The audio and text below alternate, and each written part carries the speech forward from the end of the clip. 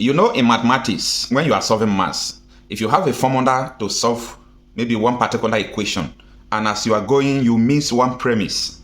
It might be just one number, you wanted to write two, and you write one. The result you are going to get will be totally different from the result of that formula. You will fail the solution. You will fail the equation because you missed something from the beginning. Yesterday, I was opportune to join a group of students online that they were doing seminar. They were talking about profiling solution to the problem we are having in Nigeria. And I was able to tell them the brief history of Nigeria in summary that I have read, not because I was born then. So I told them how great Nigeria was and what made us to be great. Why is it that Nigeria was great before, but now Nigeria is no longer great? If you mention the name Nigeria before, people will value you, people will praise you. But if you mention Nigeria now, what they see is a different thing.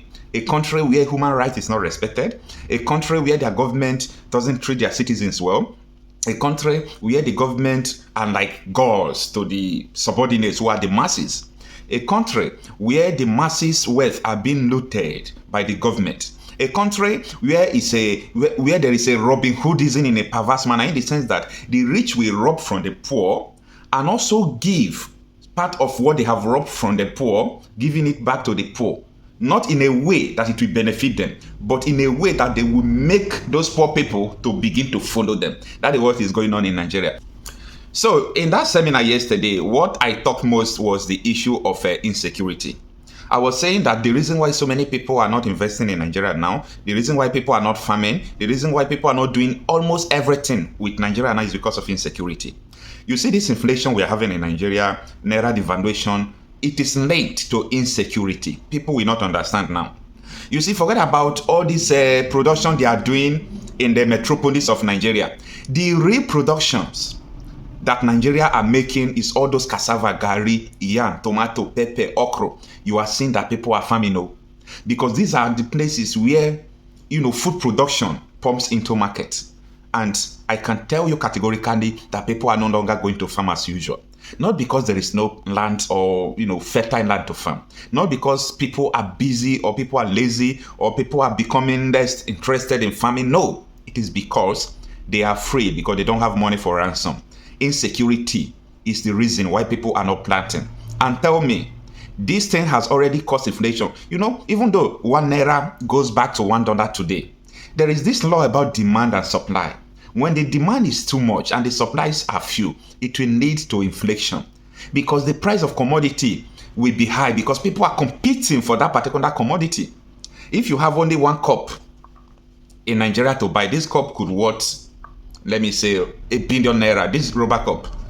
Maybe this rubber cup is needed to drink water or to do anything. And if you don't have this rubber, meaning you are not going to graduate, let me just say, for example, or if you don't have this rubber, you can't drive a vehicle. It is just a rubber. If it is one, it will cost 1 billion naira in Nigeria. You know why?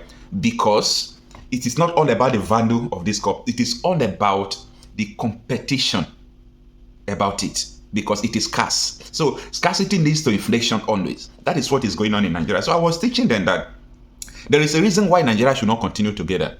There is a reason why for regional government. There is a reason why to amend constitution to be flexible so that each region can go on their separate ways. There is a reason why we should stop thinking that we uniting together is a good thing. It's not a good thing. We can be brothers, we can live, do business together like we are doing to Ghana, we are doing to Cameroon. Do you understand that Nigeria love Ghanaians more than they love their own tribe people? Do you understand that Nigeria feel at home in Cotonou, Benin Republic than they feel among their own people? Somebody like Asari Dokubo, so many of them, they don't have investment in Nigeria here. They put it abroad because they feel at home abroad. They don't feel at home in Nigeria because of all this tribalism. We were not meant together. If we were living, if we are living in regions that we were living before, like Nigeria was before, it could have been better for us. So I was telling them the importance of regionalism, returning Nigeria to regional government, where people will control their own security. Now, I explain further to this thing I'm going to tell you. It is important you know this. If Nigeria is not together, if we don't have central security, if we don't have autonomous security from the federal government, all those politicians, House of Assembly member, former local government chairman that was arrested in, what is it called, this state, Zamfara, Yes, so many politicians, they were arrested in Zamfara State. Now, these people, they are doing it because they believe that government will always pay. Government will always come and negotiate. So they are doing banditry, politicians doing banditry, joining bandits, sponsoring them, buying them guns. In return, they will help them to negotiate from the government and they put the money in their purse. I said this is happening because we are one. If these people, for example, have their own local security, the indigenous people will not allow such a thing to happen because they know that this is all about us.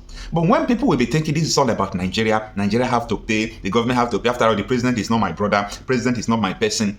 It's one of the problems of insecurity that is breeding insecurity, promoting insecurity in Nigeria. And not only that, in my community or my federal constituency or my regions where I came from, soldiers, policemen have never had the credit of tackling insecurity.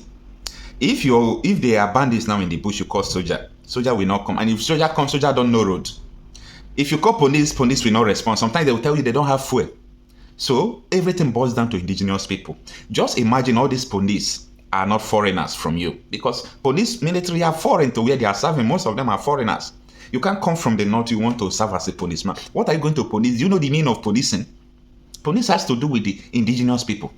You know the route, you know the bushes, you know everything. That is why what the vigilantes are doing right now is even more than what the military are doing. The vigilantes are doing more than the military. The vigilantes are doing more than the police when it comes to tackling insecurity in Nigeria. And this is happening not because military or police don't have the capacity. Even vigilantes don't have the capacity, but because this is about their own. This is all about their indigenous people. What they do is that they go to the bush. They go to fight. They are fighting for themselves. They are fighting for their land. But policeman will tell you, I'm not fighting for you. I'm fighting for the government. So if anything happens, police will say, no, I can't risk this thing for government too. You're not paying me well. But a vigilante voluntarily will go and fight for his people. That is what I was teaching these students yesterday. I was telling them that the future of Nigeria is in the disintegration of Nigeria. The future of Nigeria is in the regional government. The least Nigeria can survive with is the regional government. This is not all about sentiment. This is not all about wishing Nigeria bad or Nigeria state bad. What is the essence of having Nigeria if Nigeria, system is killing people?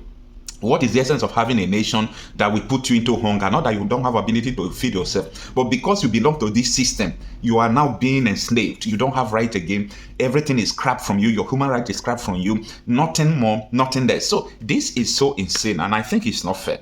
Now, come to think of it, if this country we are managing that before, when we were not together, we are not fighting. When we are in regional government, even before amalgamation of Nigeria, there is nothing like all these things. People from Benin Kingdom travel to Lagos, they live in peace. They travel across the whole continent, the whole country. Africa was great before the amalgamation, before people started trooping in, started forming artificial boundaries. And the most unfortunate thing is that Nigerian government, in their cowardness, in their, I don't know the adjective I will use to qualify what they have done to Nigerian people. Because these people, in their own mind, they think that they can kill to maintain the borders, artificial border that God did not give them, artificial border that Britain gave them.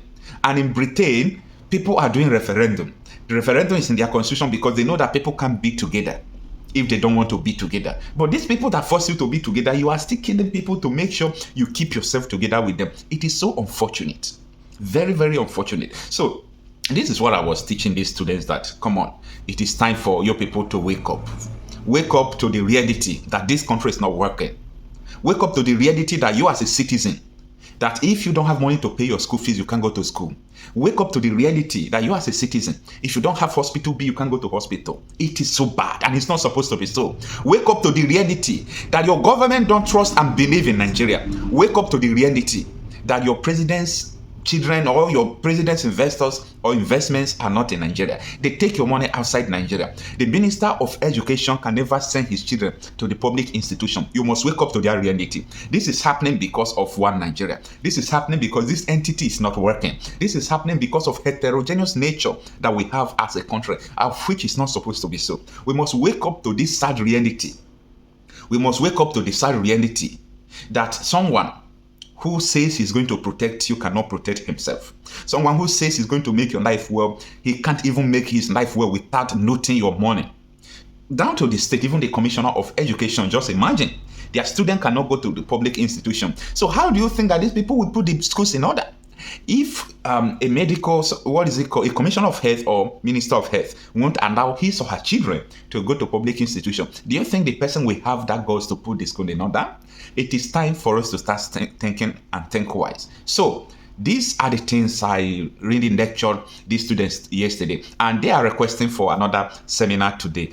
But people who they sent those videos to, I'm seeing their reaction that what Okocha is saying is true, but he's not supposed to say it in this manner. You see, there is no way to say the truth. The only way to say the truth is to speak it forth without getting it twisted. This Nigeria state is against the people. The government is against the people. And the system is against the people.